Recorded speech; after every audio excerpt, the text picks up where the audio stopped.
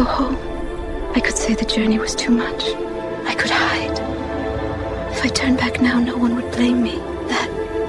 That's the worst part. Do you ever think, what if we are wrong? What if the angel came only to test me? What if I misunderstood God's voice?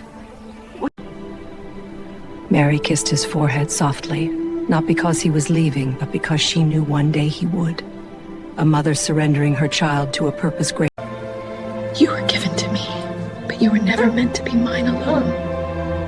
Loving you meant accepting that my arms were only a beginning. I will go on. Not loudly, not dramatically, but firmly. I'm with you.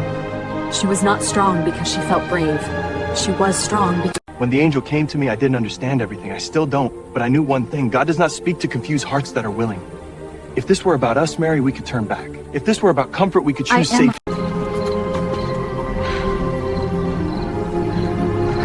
Joseph. Yes? I need a moment. Take all you need. Joseph had learned how to keep his thoughts to himself. In Nazareth, men were known by their words, their work, and their wives. He was known for his hands, steady, rough, honest hands that shaped wood into something. Life. The scent of cedar filled the room. Tools lay where I had left them, unfinished, like the thoughts in my head. I didn't speak them out loud. God already knew.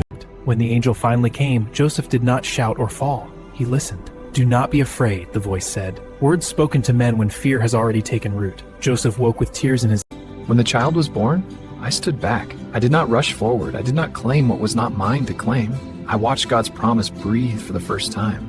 And I understood my role was...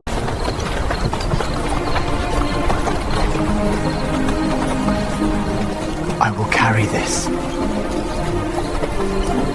Dead. Joseph had learned how to keep his thoughts to himself. In Nazareth, men were known by their words, their work, and their wives.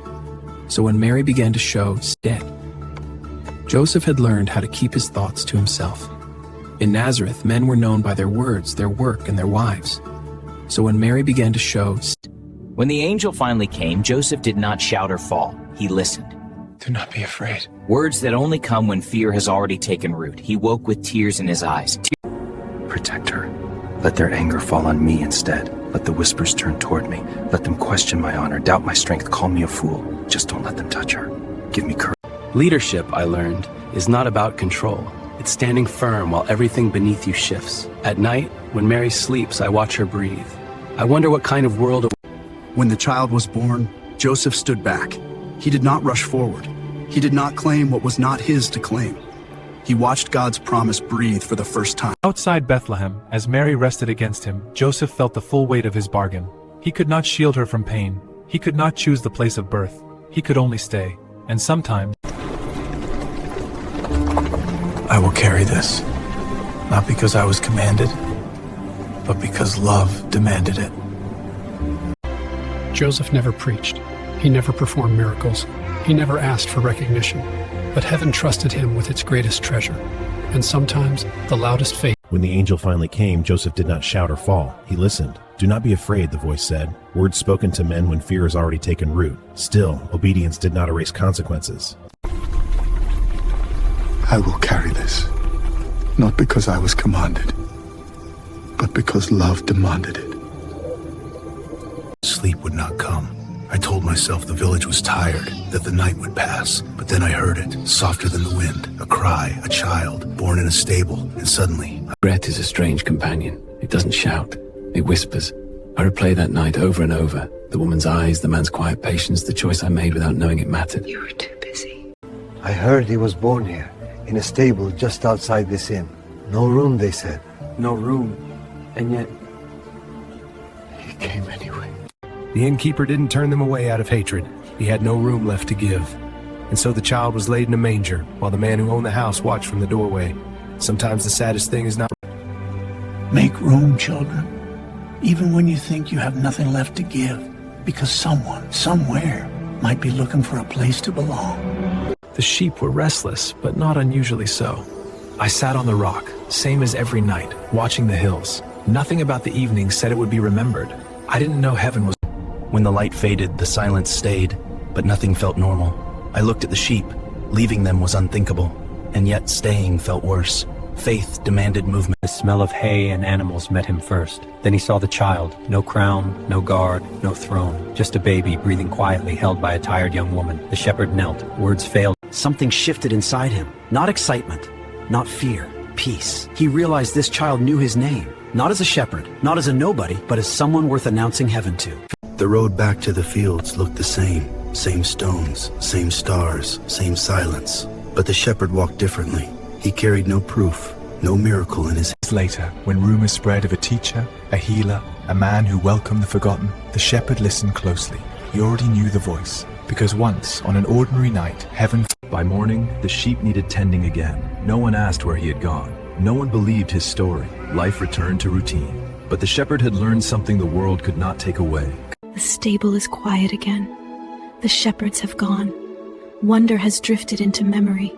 Only straw, shadows, and a sleeping child. Joseph sleeps, spent from the journey. I cannot. Love sharpens every sense. I know the exact weight of him in my arms, the warmth of his skin, the way his fingers find and grasp my own. At dawn they came, breathless, wide-eyed, speaking of angels and glory. I laughed it off. Shepherd. We need a place for the night. There's no room. Not tonight. Please. There is a stable. It's dry, warm enough. Thank you. Evening, friends. What can I do for you? A room, if you have one, just for tonight. Wish I did. We're full to the rafters, but there's a stable out back. It's dry and quiet. Outside Bethlehem, as Mary rested against him, Joseph felt the full weight of his bargain. He could not shield her from pain. He could not choose the place of birth. He could only stay, and sometimes stay. Leadership, Joseph learned, was not about control. It was about standing firm while everything beneath you shifted. At night, when Mary slept, he watched her breathe and wondered what kind of world awaited the child. One night, the stars seemed closer, brighter, almost urgent. Something stirred in his chest, a pull stronger than reason. Go now. He stood, then sat again. Faith. He was prepared to travel. I prepared to be sure. Each evening I told myself, tomorrow. Tomorrow, when the calculations were complete. Tomorrow, when the meaning was undeniable. He lived among scrolls and shadows, spending his nights mapping a sky most men ignored. He learned the language of constellations, the patience of planets, the rhythm of seasons. Morning light slipped into the stable. Jesus stirred. Mary smiled through tears. Her first goodbye was not an ending. It was the beginning of faith lived through love.